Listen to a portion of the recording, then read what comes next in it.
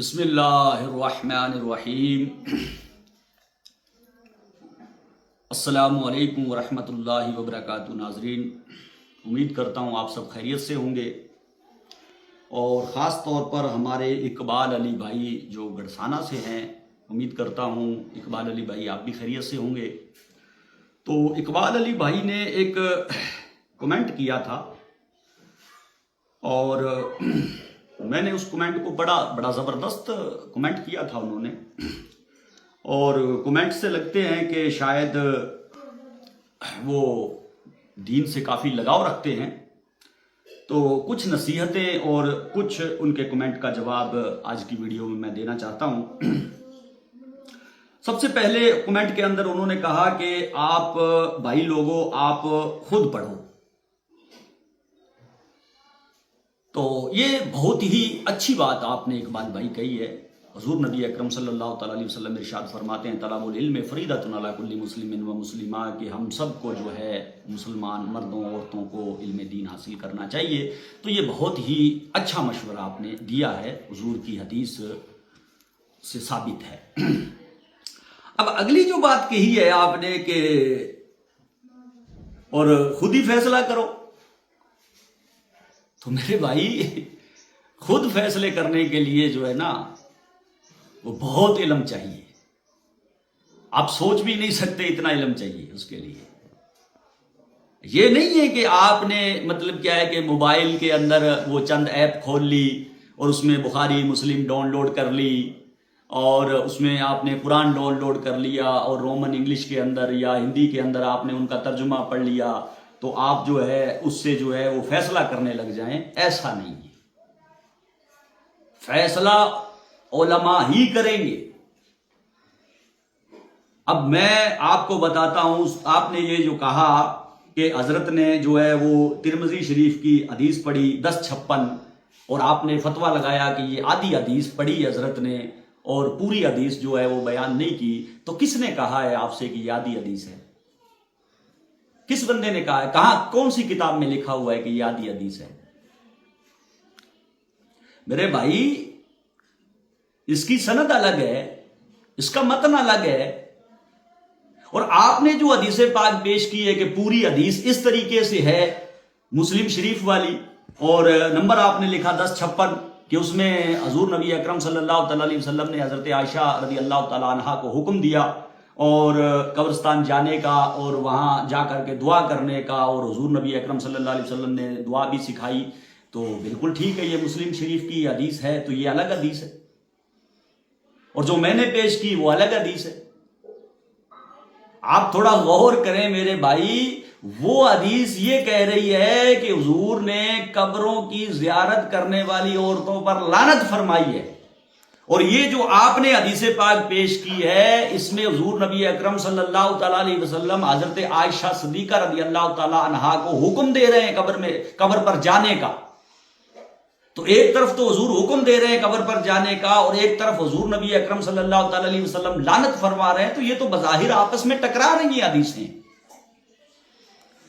اور جب حدیث سے بظاہر، ویسے اسلام کے اندر ٹکراؤ نہیں ہے، لیکن حدیث سے جب ٹکراتی ہے، قرآن کی آیت سے بظاہر ٹکرا جاتی ہے، تو وہاں پہ مجتہد کا کام ہوتا ہے کہ وہ اجتہاد کر کے اس سے مسئلے نکالے۔ وہ ایسے بندوں کا کام نہیں ہے کہ جنہوں نے چند حدیثیں جو ہے وہ گوگل سے سرچ کر لی، اور چند حدیثیں فیس بک سے پڑھ لی، اور قرآن کا ترجمہ وہ فیس بک سے پڑھ لیا، اور 2-4 مرزا انجینئر کی ویڈیو دیکھ لی، تو اس سے وہ اتنا بڑا عالم نہیں بن جاتا کہ وہ خود فیصلے کرنے لگ جائے۔ اگر اسی کو ہی عالم کہتے ہیں کہ چند حدیثیں جو ہے وہ رومن انگلش میں پڑھ لی اور چند قرآن کے ترجمے پڑھ لیے رومن انگلش میں، اگر اسی کو ہی عالم کہا جاتا ہے نا، تو میرے بھائی پھر سارا عربی عالموں کا ہے، کیونکہ عربی لوگ تو لکھتے بھی عربی ہیں، پڑھتے بھی عربی ہیں، اور قرآن حدیث سارا ہمارا لٹریچر عربی کے اندر ہے، تو لہٰذا وہ تو پڑھ لیتے ہیں ان کو اور مطالعے کرتے ہیں وہ، تو لہٰذا وہ تو سب سے بڑے عالم ہو گئے۔ تو پھر سارے عرب کو جو ہے وہ مفتی بنا دو کہ وہ تو سب مفتی ہیں؟ تو نہیں میرے بھائی، قرآن کے اور حدیث کے اصول اور ضابطے ہوتے ہیں، اور ان ضابطوں کے تحت جو ہے وہ فتوے دیے جاتے ہیں. اس طریقے سے فتوے نہیں دیے جاتے جس طریقے سے آپ نے جو ہے وہ ایک حدیث کوڈ کر کے اور کمنٹ کر دیا. اب میں آپ سے پوچھنا چاہتا ہوں کہ ایک طرف حضور نے لعنت فرمائی اور ایک طرف حضور نبی اکرم صلی اللہ علیہ وسلم حکم دے رہے ہیں، تو اب بتاؤ ان دونوں حدیثوں میں تو آپس میں ٹکراؤ ہے، کس پر عمل کرو گے؟ کوئی اصول اور کوئی ضابطہ ہے آپ کے پاس میں؟ اس میں تطبیق دی جائے گی، کوئی تطبیق دینے کی صورت ہے؟ اور تطبیق کیسے دی جاتی ہے اس کا کوئی اصول اور ضابطہ ہے آپ کے پاس؟ میرے پیارے بھائی اقبال علی، اب میں ایک اور حدیث آپ کو سناتا ہوں جو کافی کتابوں کے اندر آئی ہے اور اس کو امام حاکم نے بھی لیا ہے اور بھی کئی اماموں نے جو ہے اپنی اپنی کتابوں کے اندر ذکر کیا ہے.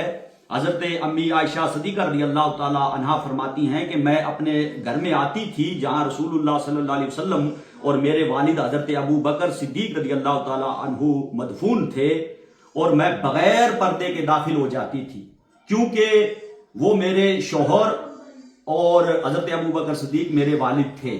لیکن جب حضرت عمر رضی اللہ تعالی عنہ کو وہاں دفن کیا گیا تو اللہ کی قسم میں وہاں داخل نہیں ہوتی تھی مگر پوری طرح پردہ کر کے.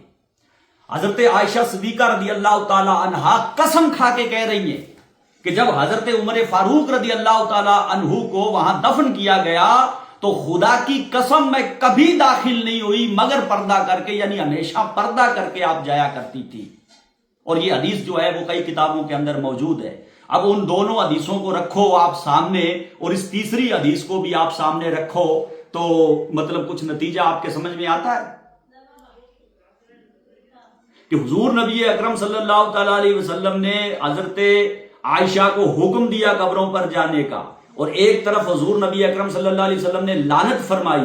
اب یہ دو حدیثیں ہو گئی آپس کے اندر جن میں بظاہر ٹکراؤ ہے، اور یہ تیسری حدیث جو ہے کیا یہ دونوں حدیثوں کے درمیان تطبیق بیان نہیں کرتی؟ حضرت عائشہ صدیقہ رضی اللہ تعالیٰ عنہ خود فرماتی ہے کہ جب حضرت عمر فاروق کو دفن کیا گیا تو میں پردہ کر کے جاتی تھی. اس سے ثابت یہ ہوتا ہے اس حدیث پاک سے کہ پردہ نہ کرنا یہ حرام ہے اسلام کے اندر، اور پردہ کرنا یہ ضروری ہے. تو یعنی اس حدیث سے یہ ثابت ہوتا ہے کہ اگر پردے کے ساتھ اور تمام حرام خرافات سے بچتے ہوئے اگر کوئی عورت جاتی ہے تو اس کے لیے اجازت نکل سکتی ہے. اس حدیث سے یہ ثابت ہوتا ہے. یہاں پہ صرف پردے کا ذکر کیا گیا ہے، لیکن کیونکہ پردہ نہ کرنا حرام ہے تو لہذا دوسری حرام چیزوں کو بھی ملا لیا جائے ساتھ میں، تو یہ کہا جائے گا کہ اس حدیث سے یہ فیصلہ ہوتا ہے کہ حضرت عائشہ پردے کے ساتھ جاتی تھی، تو آج بھی کوئی عورت جو ہے وہ اگر قبر پر جانا چاہتی ہے تو وہ پردہ کر کے اور تمام خرافات جو حرام ہیں ان سے بچتے ہوئے اگر جاتی ہے تو اس کے لیے اجازت نکل سکتی ہے، ورنہ اجازت نہیں ہے. کیوں نہیں ہے اس کی بھی میں آپ کو وجہ بتاتا ہوں. کیوں نہیں ہے اس کی وجہ بتاتا ہوں کہ حضور نبی اکرم صلی اللہ تعالی علیہ وسلم کے دور کے اندر عورتیں مسجدوں کے اندر نماز پڑھا کرتی تھی، اور آپ بخاری اور مسلم اٹھا کر کے دیکھیں تو حضور نبی اکرم صلی اللہ تعالی علیہ وسلم نے فرمایا کہ عورتوں کو مسجدوں سے نہ روکو، عورتوں کو مسجدوں سے نہ روکو. لیکن حضرت عمر فاروق رضی اللہ تعالیٰ عنہ کا زمانہ جب آتا ہے تو آپ عورتوں کو روک دیتے ہیں. کیوں روکتے ہیں آپ عورتوں کو؟ آخرکار وجہ کیا ہے؟ حضرت عمر فاروق رضی اللہ تعالیٰ عنہ خود ارشاد فرماتے ہیں، سنن ابو داؤد کے اندر یہ حدیث پاک موجود ہے، حضرت عمر نے فرمایا کہ میں عورتوں کو مسجد سے منع کرنا چاہتا ہوں. حضور فرما رہے ہیں کہ عورتوں کو مسجدوں سے نہ روکو، اور حضرت عمر فرما رہے ہیں کہ میں عورتوں کو مسجدوں سے منع کرنا چاہتا ہوں، روکنا چاہتا ہوں ان کو۔ تو آخرکار وجہ کیا تھی؟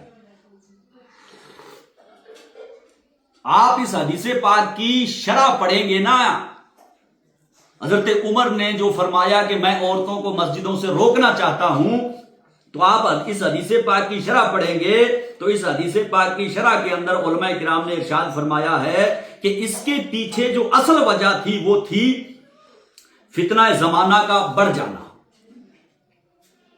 یعنی اس زمانے میں فتنہ بڑھ گیا تھا اور راستوں پر مردوں اور عورتوں کا اختلاط، مکسنگ ہوتی تھی،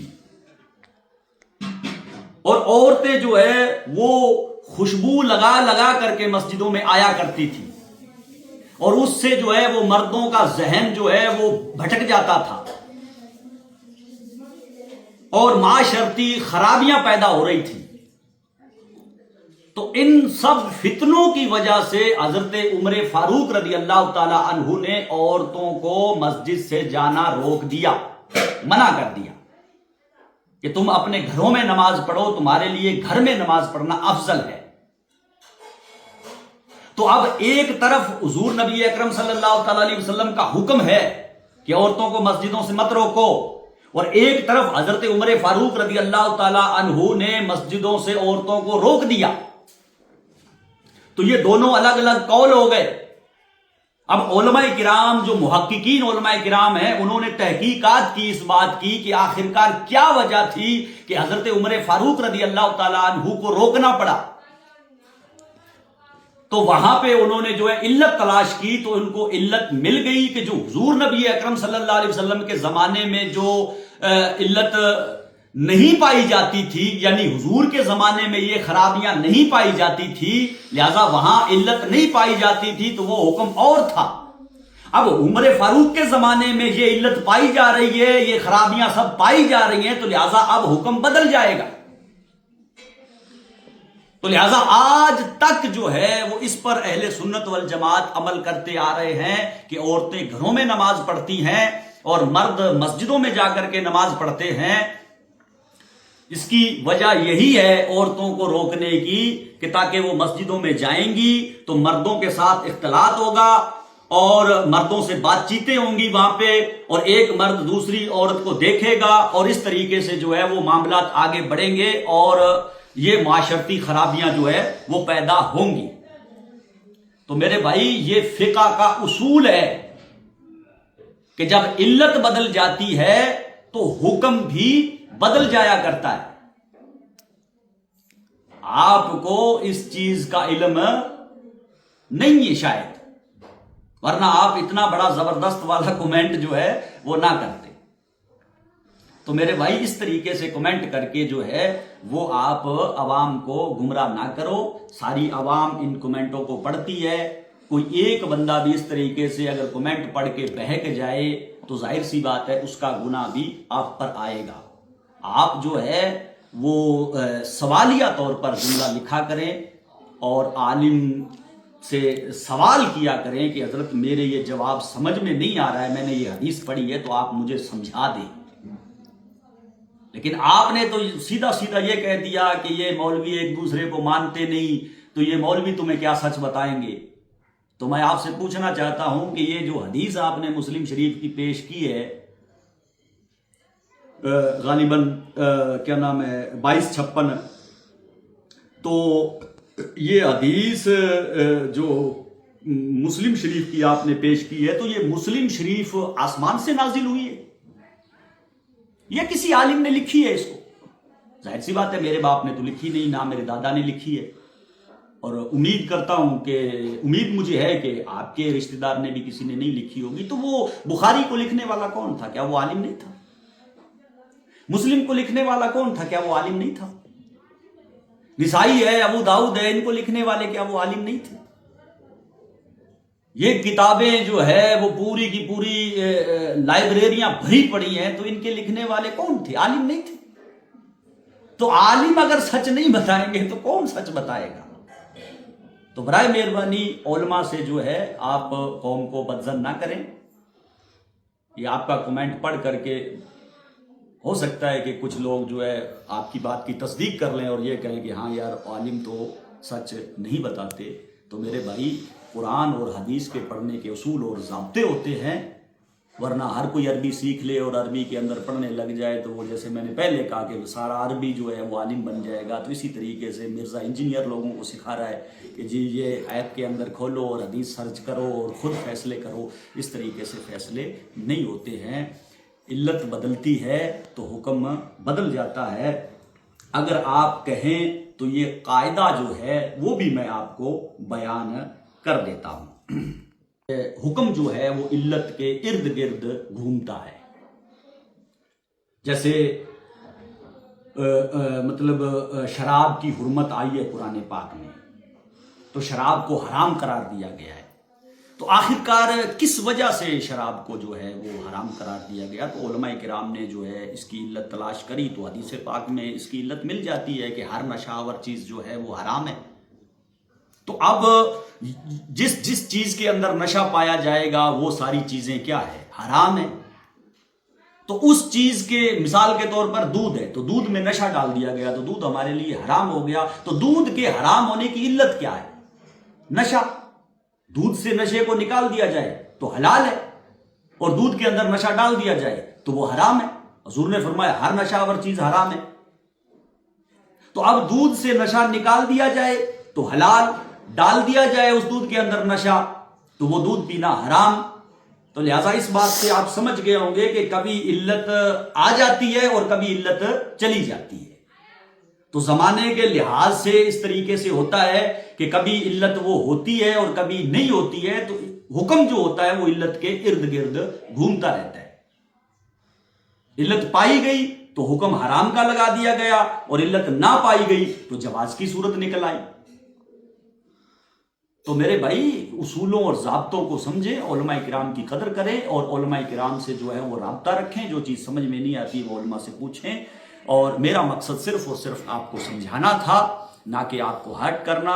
آپ میرے پیارے بھائی ہیں، اسی طریقے سے آپ سوال کرتے رہیں. انشاءاللہ تبارک و تعالیٰ میں جواب جب میرے پاس وقت ہوگا تو ضرور کوشش کروں گا. اپنی قوم کو علم سکھانا ہے اور اپنی قوم کو دین کے حوالے سے ہمیں آگے بڑھانا ہے. انشاءاللہ تبارک و تعالیٰ یہ خادم حاضر ہے. آپ سوال کرو، جب وقت ملے گا تو انشاءاللہ جواب ضرور دیں گے. السلام علیکم ورحمۃ اللہ.